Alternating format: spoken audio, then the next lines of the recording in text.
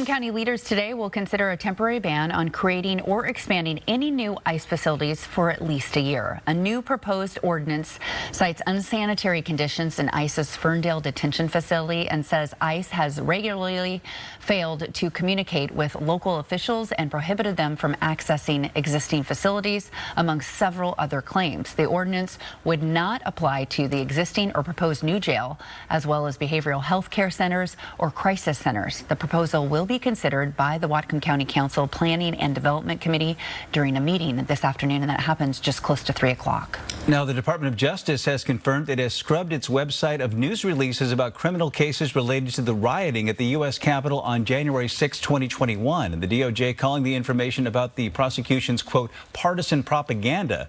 They include releases concerning the charges, convictions, and sentences of the defendants. And it comes as the DOJ announced the creation of a nearly $1.8 billion fund to compensate President Trump's allies who feel they have been unjustly prosecuted. The January 6th rioters could be eligible for the payouts. Russia continuing to launch attacks in Ukraine. The country fired more than 100 drones and 2 ballistic missiles overnight. Russia also urging foreign citizens to leave the Ukrainian capital of Kyiv as quickly as possible. Russia's foreign minister told U.S. Secretary of State Marco Rubio yesterday the U.S. should evacuate its diplomatic staff. Rubio didn't say whether the State Department would take that step, and so far there were no announcements of departures by other European nations. A spring heat wave continued to scorch parts of Western Europe today. Several drownings reported in Britain and France as people tried to cool down.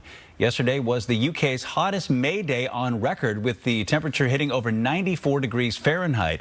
Unpredictable and extreme weather are becoming more frequent as Earth's warming builds, and experts say unprecedented and deadly weather extremes that sometimes strike at abnormal times and unusual places are putting more people in danger.